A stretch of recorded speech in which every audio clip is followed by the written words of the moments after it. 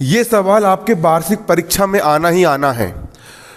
672 तथा 120 का अभाज्य गुणनखंड विधि से HCF महत्तम समावर्तक और LCM मतलब लघुत्तम समावर्तक यहां पर आपको निकाल करके लेकर के आना है। कक्षा 10वीं MP बोर्ड मध्य प्रदेश राज्य के समस्त विद्यार्थी, ठीक है, इस बार जो 2022 में आप लोग परीक्षा देने वाले हो, वार्षिक परीक्षा 2022, आपको जो प्रश्न बैंक आया है, प्रश्न बैंक कौन सा? प्रश्न बैंक 2022 आप लोग का जो क्या है, प्रश्न बैंक 2022 आप लोग का जो आया है, इस नया वाला प्रश्न बैंक का आपका जो अध्याय 1 है, आपका पूरा पेपर कहाँ से निकलना है? आपका पूरा पेपर प्रश्न बैंक से निकल करके आना है। प्रश्न बैंक का अध्याय 1, इसके पहले मैंने 2 क्लास ले चुका हूँ, ये इसकी तीसरी क्लास है, ठीक है। तो हमारा सवाल यहाँ पर है ना, ये IMP सवाल है, पेपर में आएंगे, है ना। सवाल क्या है? 672 और 120 का अभाज्य गुणनखंड विधि से HCF और LCM आपको निकाल करके लेके आना है। तो यहाँ पर साफ साफ बोला है कौन सी विधि का उपयोग करना है? अभाज्य गुणनखंड विधि का उपयोग करना है। इसके लिए हम आप लोग सवाल को उतारना भी है, लिखना भी है, समझना भी है और सुनना भी है। इसको हम क्या करेंगे? हल करेंगे। यहाँ पर हम लिखेंगे संख्या 6 का अभाज्य गुणनखंड। यहाँ पर क्या लिखोगे? संख्या 6 के अभाज्य गुणनखंड, अभाज्य गुणनखंड बराबर 6 के अभाज्य गुणनखंड निकाल लो। ये लिखा मैंने 6, 2 का भाग दिया 2 तिया 6, 3 से भाग दिया 3 एकम 3। तो 6 के अभाज्य गुणनखंड क्या निकल के आ गए? 2 गुणा 3 निकल के आ गए। ये हो गए 2 गुणा 3। अगला है 72, हम निकाल लेंगे 72 के अभाज्य गुणनखंड। यहां पर क्या लिखोगे? 72 के अभाज्य गुणनखंड, 72 के अभाज्य गुणनखंड बराबर 72 के भी क्या निकाल लेंगे? अभाज्य गुणनखंड। ये लिखा मैंने 72, सबसे पहले 2 का भाग देंगे, 2 का पहाड़ा से 7 से आगे न बढ़े, 2 तिया 6, 7 में से 6 गए, कितना बचा? 1, 1 पे 2 12, 2 का पहाड़ा से पढ़ो 12 से आगे न बढ़े, 2 छिंग 12, फिर 2 से भाग देंगे, 2 का पहाड़ा से पढ़ो 3 से आगे न बढ़े, 2 एकम 2, 3 में से 2 गए, कितना बचा? 1, 1 पे 6 कितना हो गया? 16, 2 का ऐसा पढ़ो 16 से आगे न बढ़े, 2 8 16, 2 से भाग देंगे 2 9 18, 3 से भाग देंगे 3 तिया 9, 3 से भाग देंगे 3 एकम 3। तो 72 को हम क्या लिख सकते हैं? 2 गुणा 2 गुणा 2 गुणा 3 गुणा 3। इसको लिख लेंगे हम क्या? 2 गुणा 2 गुणा 2 गुणा 3 गुणा 3। निकाल लिया अभाज्य गुणनखंड। इसके बाद अगला है 120, हम एक को 120 के भी क्या निकालना है? अभाज्य गुणनखंड निकाल के लेके आना है। किसके? 120 के। तो यहां पर क्या लिखोगे? 120 के अभाज्य गुणनखंड, 120 के अभाज्य गुणनखंड बराबर 120 की भी हम क्या निकाल लेंगे? अभाज्य गुणनखंड। तो निकाल लीजिए 120 के अभाज्य गुणनखंड। यहां पर लिख देंगे 120, सबसे पहले किसका भाग जाएगा? 2 का, 2 छिंग 12, 2 0 0, फिर 2 का भाग जाएगा 2 तिया 6, 2 0 0, फिर 2 से भाग जाएगा 2 एकम 2, 2 पंच 10, 3 से भाग जाएगा 3 5 15, 5 से भाग जाएगा 5 एकम 5। 120 को हम लिख सकते हैं 2 2 2 3 5। इसको हम लिख लेंगे 2 2 2 3 5। लिख लिया इसको। अब क्या निकालना है? यहाँ पर आपको HCF निकालना है। तो यहाँ पर हम लिख लिए HCF। किसका HCF निकालना है? 672 120 का, 6 72 120 का। HCF में ऐसी संख्या देखो जो सबके पास हो। 2 इसके पास भी है ना, 2 इसके पास भी, 2 इसके पास भी, 2 इसके पास भी है। ये 2 तीनों के पास है। यहां पर लिख लिया हमने 2 गुणा 3 इसके पास भी, 3 इसके पास भी, 3 इसके पास भी है सबके पास 3। यहां पर लिख लिया हमने कितना? 3, है ना। यहां पर कितना लिख लिया हमने? 3 लिख लिया। 3 दूनी कितना हो गया? 6। ये आपका क्या निकल के आ गया? HCF निकल करके आ गया। अगला निकालना है हमको LCM। LCM किसका? 672 और 120 का, 672 और 120 का क्या निकालना है? LCM। LCM में वो देखते हैं जो सबके पास है, ठीक है। सबसे पहली संख्या 2 है। 2 सबसे ज्यादा कितने बार आया है? 2 यहां पर कितने बार आया है? 3 बार। सबसे यहां पर भी कितने बार आया? 2 सबसे अधिक कितने बार आया है? 3 बार। तो यहां पर लिख देंगे 3 बार 2, 1 2 और 3। 3 बार हम लिख दिए 2 गुणा 3 सबसे अधिक कितने बार आया है, कितने बार आया है, कितने बार आया है, 2 बार। यहाँ पर एक ही बार आया, यहाँ पर कितने बार आया है, 2 बार। यहाँ पर कितने बार है, एक ही बार। 3 सबसे अधिक कितने बार आया है, 2 बार। तो यहाँ पर लिख लेंगे 2 बार 3, 3 गुणा 3। 5 सबसे अधिक कितने बार आया है, एक ही बार। तो गुणा करके लिख लेंगे यहाँ पर हम 5। कर दो गुणा, 2 दूनी 4, 4 दूनी 8, 8 तिया 24 गुणा 3 5 15, 15 में 24 का मल्टीप्लाई करो, 15 चौ 60 का 0 हासिल का 6, 15 दूनी 30 और 6 36, और यही हो गया आपका आंसर। एलसीएम भी निकाल ली हमने और एचसीएफ भी निकाल करके लेके आ गए। जब तक तुम इसका सॉल्यूशन आप कॉपी में नोट करो, जैसे ही सॉल्यूशन कॉपी में नोट करके होता है फिर अगला सवाल समझो। हे देश मेरे, ए देश मेरे,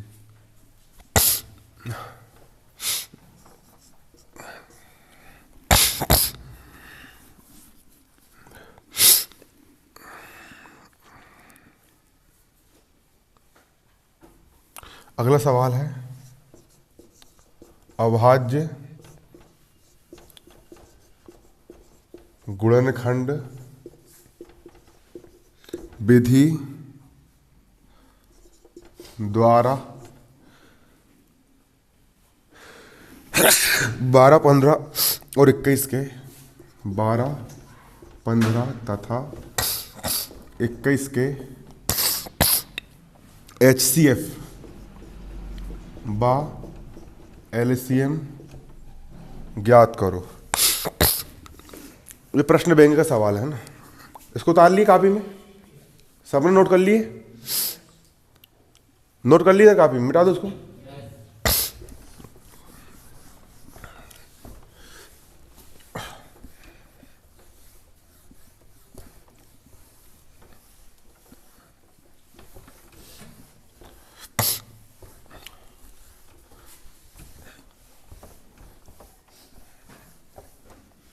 सवाल देखो यहां पर क्या लिखा हुआ है, अभाज्य गुणनखंड विधि द्वारा 12, 15 और 21 का क्या निकालना है, HCF यानी महत्तम समवर्तक, और LCM यानी क्या होता है, लघुत्तम समवर्तक। यहाँ पर आपको निकालना है। IMP क्वेश्चन है पेपर में, यही सवाल आएंगे उठ करके, सीधे उठाएगा वो धड़ालने से पूछ लेगा, इसलिए सवाल को रट लो, 3-3, 4-4 बार घर पे करके देखो, जितना प्रैक्टिस कर सकते हो, जितना अभ्यास कर सकते हो, 1 बार 2 बार 3 बार 4 बार रट लो, पूरा प्रश्न बैंक खत्म कर डालो, घोल के पी जाओ, बिल्कुल तबाह कर दो, है ना।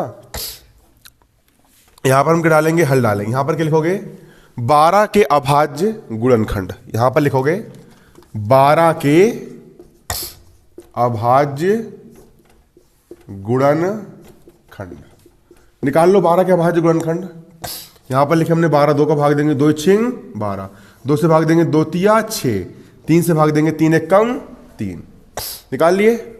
तो 12 को आप क्या लिख सकते हो, 2 2 3, 12 को हम लिख सकते हैं 2 2 3।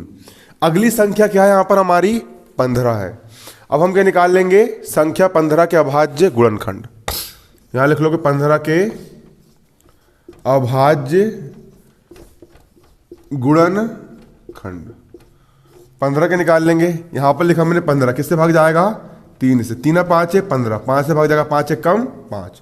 15 को हम लिख सकते हैं 3 गुणा 5, 15 को हम लिख सकते हैं 3 गुणा 5। अगली संख्या यहाँ पर हमारी क्या है, 21 है। हम क्या निकाल लेंगे, 21 के अभाज्य गुणनखंड। यहाँ पर लिखेंगे 21 के अभाज्य गुणनखंड, अभाज्य गुणनखंड 21 के निकाल लेंगे। तो यहाँ पर निकाल लेंगे 21 के, ये लिखा मैंने 21, किसका भाग जाएगा, 3 का, 3 7 21, 7 एक कम 7, 21 को क्या लिख सकते हो, 3 गुणा 7, ये हो गया 3 गुणा 7। अब क्या निकालना है यहाँ पर आपको, HCF निकालना है। तो ये लिख दिया मैंने HCF, किसका HCF निकालना है, 12 15 21 का, 12 15 और 21 का। HCF के लिए ऐसी संख्या देखो जो सबके पास है, 3 इसके पास भी, 3 इसके पास भी, 3 इसके पास भी है। तो क्या होगा इसका आंसर, 3 हो गया ये इसका आंसर। अगला निकालना है LCM, किसका, 12 15 और 21 का। 2 सबसे अधिक कितने बार आया है, 2 बार आया है, ये लिख दो 2 बार, 1 और ये 2। 3 सबसे अधिक कितने बार आया है? एक ही बार आया है सबके पास, तो यहाँ पर लिख दो 1 बार 3। 5 सबसे अधिक कितने बार आया है? 1 बार। 7 सबसे अधिक कितने बार आया है? 1 बार। 2 दूनी 4, 4 तिया 12 गुणा 7 पना 35, 12 पंच 60 का शून्य हासिल का 6, 12 तिया 36 और 6 42, इतने आ रहा है 420। ये हो गया आपका आंसर। कॉपी में नोट कर लो इसको, पेपर में आना है क्योंकि ये सवाल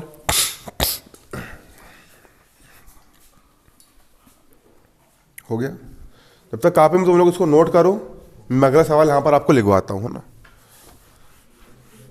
हे देश मेरे तू जीता रहे, तूने शेर के बच्चे पाले। क्वेश्चन 16 ना, क्वेश्चन कौन सा है? 16। HCF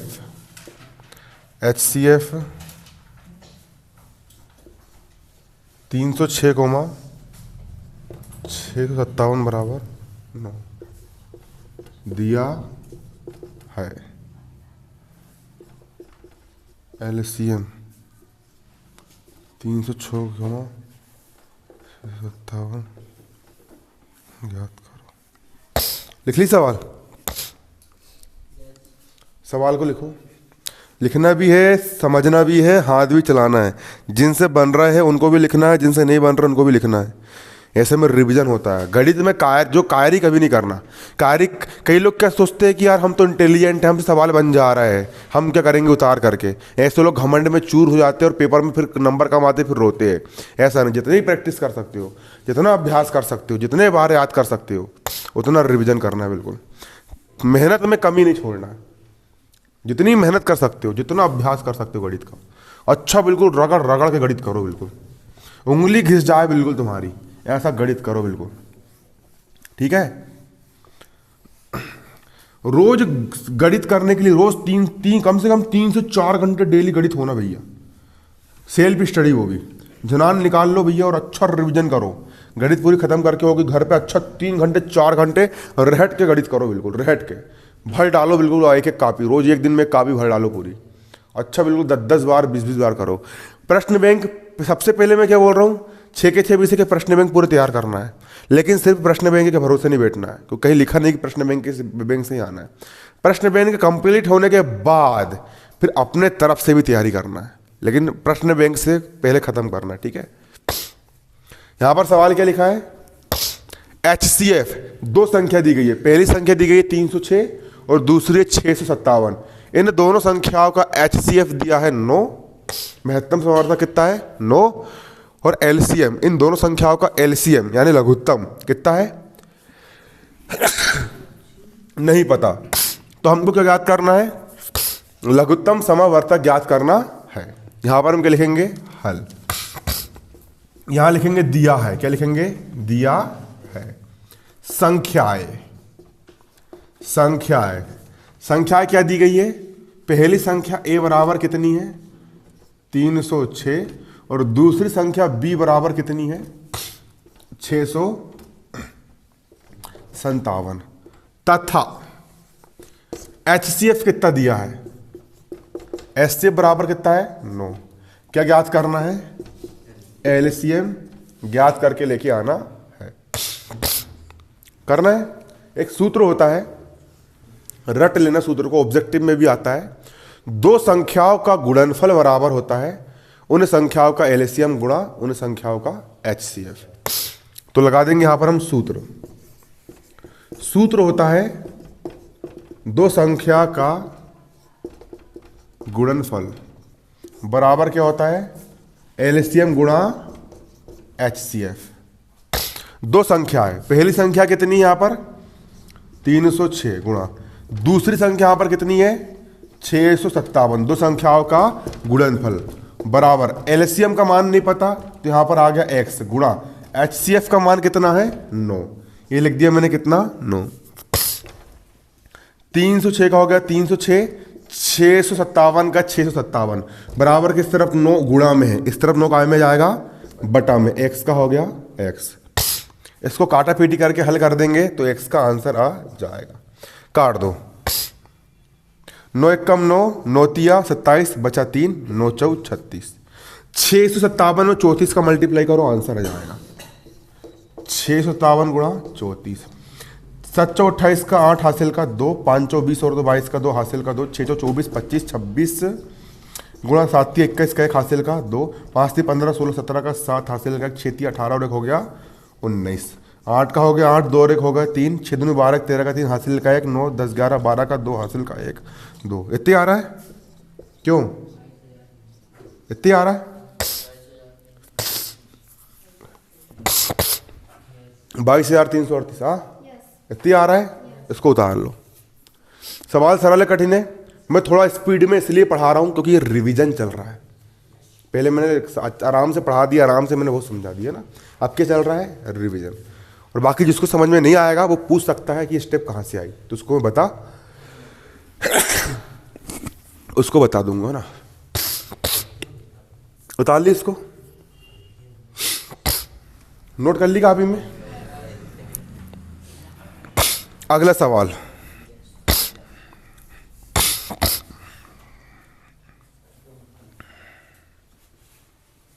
बता दो उसको।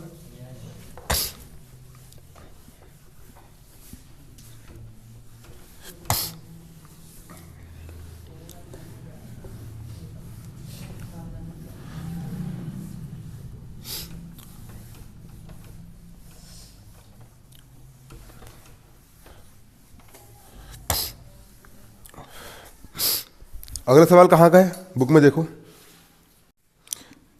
देखो यहां पर आपका अगला प्रश्न यहां पर क्या कह रहा है, पेपर में आएगा ये। संख्याओं 4 की घात n पर विचार कीजिए। आपको किस संख्या पर विचार करना है? 4 की घात n पर विचार कीजिए, जहां n एक प्राकृत संख्या है। n क्या है? n क्या है? प्राकृत संख्या। प्राकृत संख्या किसे कहते हैं?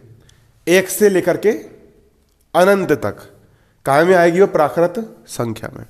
जांच करो कि क्या n का कोई मान है, क्या n का कोई मान है? जांच करो कि क्या n का कोई मान है जो शून्य पर समाप्त होता है। आगे यहां पर क्या है? जो शून्य पर समाप्त होता है। जांच करो कि क्या n का कोई ऐसा मान है जो किस पर समाप्त होता है? शून्य पर। शून्य पर मतलब 0 पर क्या होता है? समाप्त होता है, बताना है। तो देखो, यदि किसी n के लिए संख्या, यदि किसी n के लिए एक ऐसे मान के लिए, यदि किसी n के लिए संख्या 4 की घात n शून्य पर समाप्त होगी तो वह 5 से विभाज्य होगी। अर्थात 4 की घात n के अभाज्य गुणनखंडों में अभाज्य संख्या 5 आनी चाहिए। यह संभव नहीं है क्योंकि 4 को लिख सकते हैं 2 की घात 2, 2 दूनी 4, n का हो गया n। इसी कारण 4 की घात n के गुणनखंड में 2 के अतिरिक्त और कोई अभाज्य गुणनखंड नहीं है। इसलिए ऐसी कोई संख्या नहीं है जिसके लिए 4 की घात n अंक 0 पर समाप्त होगी। यहां पर यह कह रहा है सवाल कि 4 की घात n कोई संख्या है? n यहां पर क्या है? पूर्णांक है। क्या n का मान 0 हो सकता है? तो हमने यहां पर ये बोले, अगर मान लिया n का कोई ऐसा मान है जिसके लिए यह संख्या कहां पर समाप्त होती है? 0 पर समाप्त होती है।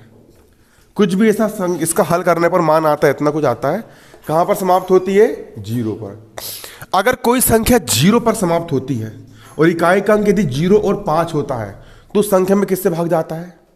5 से भाग चल जाता है।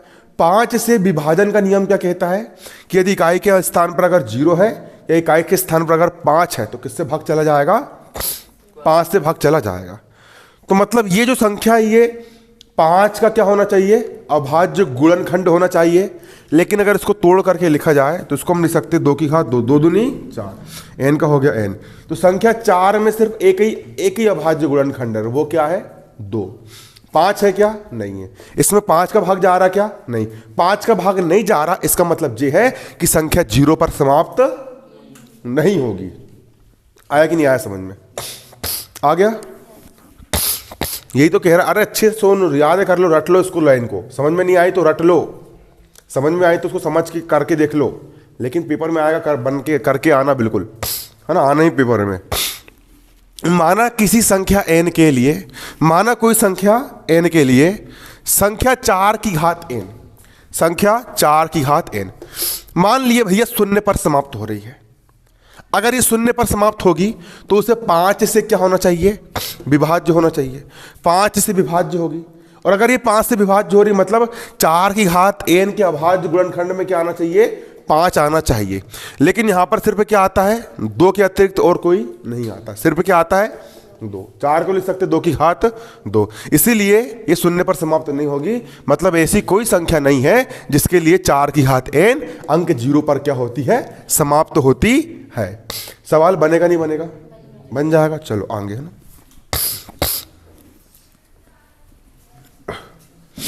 उतार ली इसको सबने, कापी में उतार लेना इसको, है ना।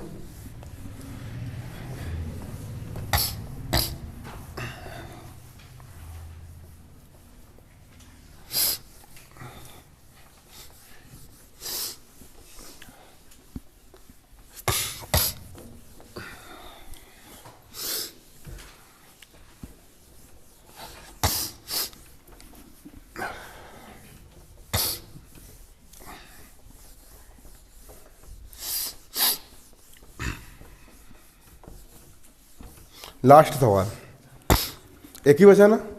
कुछ छूटा नहीं? ऊपर देख लो, ऊपर से नीचे तक पूरा क्या का छूटा है? जो नहीं करवाऊंगा मैंने।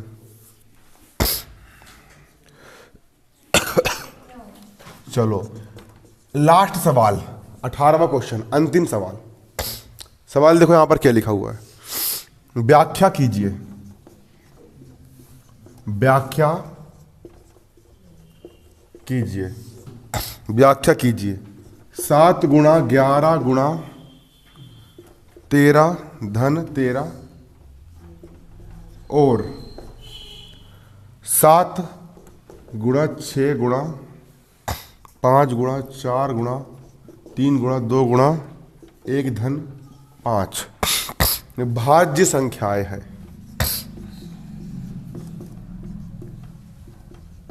भाज्य संख्याएं है। लास्ट सवाल, कहाँ का सवाल है बताओ जल्दी। देखिए सवाल बहुत बहुत बहुत ज़्यादा इंपॉर्टेंट सवाल है। सवाल हमारा है, ये लास्ट सवाल है आपके प्रश्न बैंक का, फिर आपका प्रश्न बैंक समाप्त हो जाएगा। जिन लोगों ने इसके पहले का प्रश्न बैंक नहीं पढ़े होंगे, यूट्यूब पर 3 वीडियो डले अध्याय 1 के, प्रश्न बैंक खत्म, तबाह कर दिए पन्ने बिल्कुल। ये लास्ट क्या है इसका है, ये लास्ट सवाल है। व्याख्या कीजिए, व्याख्या कीजिए, व्याख्या कीजिए, व्याख्या कीजिए, व्याख्या कीजिए मतलब बताइए। 7 गुणा 11 गुणा 13 धन 13 क्या है? 7 गुणा 11 गुणा 13 धन 13 और 7 गुणा 6 गुणा 5 गुणा 4 गुणा 3 गुणा 2 गुणा 1 धन 5 भाज्य संख्याएं है। ये दोनों संख्याएं, ये वाली संख्या और ये वाली संख्या, ये दोनों संख्याएं भाज्य संख्याएं है। इस चीज की क्या करना है आपको? व्याख्या करके बताना है कि क्या ये दोनों संख्याएं भाज्य संख्याएं है या नहीं है। ठीक है, तो देखो, माना इस पहली वाली संख्या को हमने a मान लिए, a बराबर 7 गुणा 11 गुणा 13 धन 13 हो गया। इस वाले पद में भी 13 है, यहां पर भी 13, दोनों के पास से 13 मैंने कॉमन निकाल लिया, निकाल लिया कॉमन। यहाँ से 13 बाहर निकल गया, सिर्फ कितना बचेगा? 7 गुणा 11, 7 गुणा 11 धन का हो गया धन। यहाँ का 13 बाहर निकल गया, 13 बाहर निकल गया, सिर्फ कितना बचेगा? 1 बचेगा। 11 7 77 धन का हो गया धन, 1 का हो गया 1, 77 और 1 हो गया 78, 13 गुणा 78। तो इस संख्या के 2 गुणनफल गुणनखंड आ गए, आ गए। इस संख्या के कितने गुणनखंड आ गए? 2 गुणनखंड। और जिस किसी भी संख्या के 1 के अतिरिक्त 2 गुणनखंड होते हैं वह संख्या भाज्य संख्या कहलाती है। अतः ये एक भाज्य संख्या है। ये कैसी संख्या है? भाज्य संख्या है, क्योंकि इसके अभाज्य गुणनखंडों में इसके जो अभाज्य गुणनखंड है उन अभाज्य गुणनखंडों में एक को छोड़कर अन्य दो गुणनखंड भी है, इसीलिए ये कैसी संख्या है? भाज्य संख्या है। इसी प्रकार ये वाली जो आपकी अगली संख्या है, इस संख्या को हम क्या मान लेंगे? बी मान लेंगे। क्या मान लेंगे? बी मान लेंगे। मान लेंगे क्यों?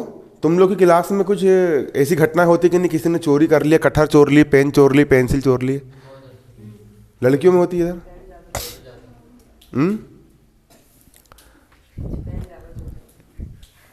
फिर शिकायत करते तुम लोग? नहीं, ऐसा लगता तुम लोग को देख करके, तुम लोग की सज्जनता को देख के लगता है कि आजकल की जनरेशन जो आ रही है वो बहुत समझदार हो गई है ना? कि नहीं तो जब हम लोग पढ़ते थे, अरे तो कुछ ज़्यादा पगलाई होती थी, है ना? चलो यहाँ पे देखो ना, अगला ये वाली संख्या दिख रही है यहाँ पर आपको। इस संख्या को हम किसके बराबर मान लेंगे? बी के बराबर। इसको हमने किसके बराबर मान लिए? बी के बराबर, है ना? यहाँ लिखेंगे इसी प्रकार माना बी बराबर, क्या मान लेंगे? बी बराबर क्या मान लेंगे? 7 6 5 4 3 2 1 धन 5। इसको अपन ने जैसे का वैसा उतार लिए, ठीक है? इसको अपन ने उतार लिए, मान ली भी। अब गुणा वाला एक पद हो गया और धन के बाद दूसरा पद जी हो गया। इस पद में भी 5 है, इस पद में भी क्या है? 5 है। दोनों 5 से क्या कॉमन निकाल लिए? 5 कॉमन निकाल लिए। इस पद से 5 बाहर निकल गया, सिर्फ कितना बचेगा? 7 6 4 3 2 1 बचेगा। धन का हो गया धन। 5 यहां से बाहर निकल गया, सिर्फ कितना बचेगा? 1 बचेगा। गुणा कर दिए, 7 6 42 और 2 1 2 2 3 6 6 24, है ना? और 42 24 1008। गुणा करने पर कितना आएगा? 1008। धन का हो गया धन, 1 का हो गया 1। इन दोनों को जोड़ने पर कितना जाएगा? 8 और 1 9। 1009 गुणा 5। तो इस संख्या के एक को छोड़कर, एक के अतिरिक्त दो और गुणनफल है। इसको दो भागों में हम तोड़ सकते हैं, दो और गुणनफल है। अतः दी गई संख्या क्या होगी? भाज्य संख्या होगी।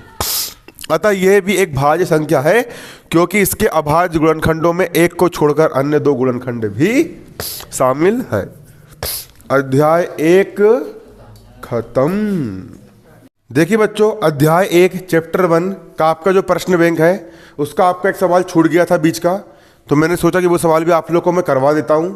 आपका सवाल यहाँ पर है, दर्शाइए कि, दर्शाने का मतलब होता है बताइए, बताइए यानी सिद्ध कीजिए कि प्रत्येक यानी हर एक धनात्मक, धनात्मक किसको बोलेंगे हम? जीरो से बड़ी संख्या कौन सी होती है? धनात्मक। धन का 1, धन का 2, धन का 3, है ना? धनात्मक। सम पूर्णांक, सम संख्या किसको बोलेंगे? जिस संख्या में 2 का भाग चला जाए। 2 4 6 8 10 12 14 16 18 20। जिस संख्या में किसका भाग चला जाए? 2 का भाग चला जाए। वे संख्याएं कौन सी संख्या कहलाती है? सम संख्याएं कहलाती है। जिन संख्याओं में 2 का भाग चला जाता है पूरा पूरा, वो संख्याएं कौन सी संख्या कहलाती है? सम संख्या कहलाती है। कौन सी कहलाती है? सम संख्या। प्रत्येक धनात्मक सम पूर्णांक सिद्ध करो कि किस रूप का होता है? 2q रूप का होता है। किस रूप का होता है? 2q रूप का होता है। तथा प्रत्येक धनात्मक विषम पूर्णांक, प्रत्येक धनात्मक विषम पूर्णांक, विषम पूर्णांक मतलब विषम संख्या। विषम संख्या कौन कौन सी होती है? जिसमें 2 का भाग नहीं जाता। 1 3 5 7 9 13 11 15 17 19 21 23 25 27 29। ये सब क्या होती है? विषम संख्याएं। क्या होती है? विषम संख्याएं होती है। अरे क्या होती है? विषम संख्याएं होती है। होती है विषम संख्याएं। तो यहां पर देखो, तो विषम संख्याएं किस रूप की होती है? 2q प्लस 1 के रूप की होती है। और सम संख्या किस रूप की होती है? 2q के रूप की होती है। होती है, होती है। अब मैडम की वजह पढ़ाई दिखाऊं तुम लोग को? मैडम कैसे पढ़ाती है? तो देखो बच्चों, अब यहां पर आप लोग समझोगे, मैं आपको बताती हूं। मान लीजिए a कोई धनात्मक पूर्णांक है, तुम पढ़ा सकते हो मैडम की आवाज में? मैं लड़की की आवाज में गाना गा सकता हूँ। ना कजरे की धार, ना मोतियों के हार, ना कोई किया श्रृंगार, फिर भी मैं कितनी सुंदर हूँ, है ना कि लड़की की आवाज में गाना, लता मंगेशकर। ठीक है, अब देखो यहां पे समझो, प्रत्येक धनात्मक समपूर्णांक किस रूप का होता है? 2q के रूप का होता है। और प्रत्येक धनात्मक विषम पूर्णांक किस रूप का होता है? 2q + 1 के रूप का होता है। ये आपको क्या करके बताना है? सिद्ध करके लेके आना है। तो देखो, मान लीजिए a कोई धनात्मक पूर्णांक है। अरे मान लो रे भैया कि a फॉर अमन, ठीक है, a कोई क्या है? धनात्मक पूर्णांक है। मान लो a कोई संख्या है, a कोई धनात्मक पूर्णांक है, या a कोई क्या है? संख्या है। कैसी संख्या है? धनात्मक पूर्णांक वाली संख्या क्या है? a कोई धनात्मक पूर्णांक है। a मतलब भाजक क्या होता है? a। भागफल, भागफल को हम क्या मानते हैं? b। शेषफल को हम मानते हैं r, और इसको हम मानते हैं q। ये सिस्टम होता है, जमाते आना चाहिए। भाज्य, भाज्य जिसमें भाग देते हैं उसको हम क्या बोलते हैं? भाज्य। a यहां पर क्या है? भाज्य। a यहां पर क्या है? भाज्य। a यहां पर क्या है? भाज्य। और जिससे भाग देते, b से भाग दे रहे हैं, b यहां पर क्या हो गया? भाजक। क्या हो गया? भाजक। और जो आंसर आता है उसको हम कहते हैं भागफल, और जो शेष बचता है उसको हम क्या कहते हैं?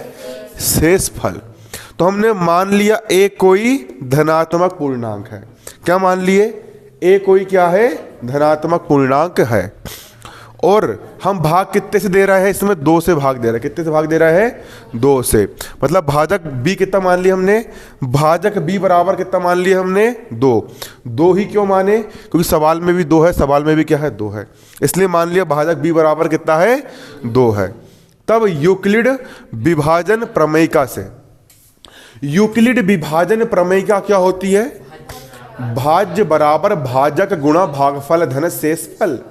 भाज्य बराबर भाजक गुणा भागफल धन शेषफल होता है। अरे क्या होता है? भाज्य बराबर भाजक गुणा भागफल धन शेषफल होता है। भाज्य बराबर, भाज्य कितना है? a। भाज्य हो गया a। भाज्य बराबर भाजक गुणा भागफल, भाजक गुणा भागफल, भाजक हो गया भाजक। भाज्य, भाज्य बराबर भाजक गुणा भागफल, भाजक हो गया b, भागफल हो गया q, धन शेषफल हो गया r। b का मान कितना है? 2 है, तो कितना रख दिए? 2। बाकी जैसे का वैसा, ढाकी चिकी ढाकी चिकी ढा। ठीक है, यहां पे अब देखो, अरे देखो बच्चों देखो, a का हो गया a। भाज्य बराबर भाजक गुणा भागफल है ना शेषफल, ये हो गया यहां पर आपका। इसके बाद शेषफल कितना है? नहीं, शेषफल कितना है? r है। अरे है r। अरे है क्या नहीं है? है। कितना है? r है। अगर यहां पर कोई भी संख्या हो, मैंने लिख लिया 3, 2 भला भाग 3 में, 2 एक कम, 3 में से 2 गए 1, तो शेषफल कितना आया? 1। और अगर यहां पर 4 हुआ तो 2 दूनी, शेषफल कितना आया? अगर यहां 5 हुआ तो 2 दूनी 5 में 4 गया 1। अगर 2 से किसी भी संख्या में भाग देते हो तो शेषफल 2 ही आएगा, या तो 0 आएगा या 1 आएगा। ठीक है, तो शेषफल r का मान या तो 0 है या 1 है। मतलब r का जो मान है 0 के बराबर हो सकता है या 0 से बड़ा यानी 1 हो सकता है, और 2 से क्या रहेगा, छोटा ही रहेगा। 2 के बराबर भी नहीं रहेगा, 2 से क्या रहेगा, छोटा ही रहेगा। अब रख दो मान, r का मान क्या आ सकता है, या तो 0 आ सकता है। अगर r का मान 0 आया तो सिर्फ 2q रहेगा। क्या रहेगा, a बराबर 2q रहेगा 2q। और r का मान अगर 1 आ गया तो r का मान 1 रख दो, a का हो गया a बराबर 2q का हो जाएगा यहाँ पर क्या, 2q। और r का मान कितना है यहाँ पर, 1 है। r का मान कितना रख देंगे, 1 रख देंगे। आया कि नहीं आया समझ में। r का मान रख दिया अपन ने 1। इसके बाद यदि a बराबर 2q है, a बराबर कितना है, 2q है, तो ये संपूर्णांक है। क्यों संपूर्णांक है, क्योंकि शेषफल 0 कब आएगा, जब जहाँ पर सम संख्या रही तब आएगा ना, तभी तो यहाँ पर शेषफल कितना आएगा, 0 आएगा, है ना। तो इसलिए तो क्या होगा, संपूर्णांक होगा, है ना। और विषम पूर्णांक क्या होगा यहाँ पर आपका, 2q + 1 होगा, क्योंकि r का मान 1 कब आएगा, जब विषम संख्या रहेगी। सवाल बनेगा नहीं बनेगा, बनेगा सही में।